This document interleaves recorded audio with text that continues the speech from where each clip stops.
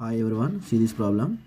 కొంత సొమ్మును కొంత సాధారణ వడ్డీ చొప్పున 3 ఇయర్స్కు డిపాజిట్ చేశారంట. మునుపటి రేటుకు 5% అదనంగా ఇస్తే ₹450 అదనపు వడ్డీ లభిస్తుంది. అయినా డిపాజిట్ సొమ్ము ఎంత అని అడుగుతున్నాడు. సో ఎలా చేయాలో చెప్తాను, జాగ్రత్తగా వినండి. సో కొంత సొమ్మును ఇక్కడ 5% అదనంగా ఇస్తున్నాడు, అందుకే R+5 తీసుకున్నాను 3 ఇయర్స్. ఇక్కడ ముందు సాధారణ వడ్డీ చొప్పున 3 ఇయర్స్కి అని చెప్పాడు కాబట్టి ఇలా తీసుకున్నాను. రెండు నెలలకు డిఫరెన్స్ ఎంత ఇచ్చాడు, మనకి ₹450 ఇచ్చాడు కాబట్టి ₹450 డిఫరెన్స్ కాబట్టి ఇలా రాసుకున్నాను. ఇప్పుడు సింప్లిఫై చేద్దాం. ఇక్కడ ఎల్సిఎం 100 అవుతుంది కాబట్టి తీసుకున్నాను ఎల్సిఎం 100. సో 3Pని మల్టిప్లై చేశాను. 3P into are 3PR, 3P into 5 15P. ఇప్పుడు plus 3PR minus 3PR cancel అయిపోతాయి. ఇక్కడ 100 ఇంటూ రాసుకున్నాను. ఇక్కడ ఇప్పుడు 15 టేబుల్లో 450 ఎంత టైం వస్తుంది, 30 టైమ్స్.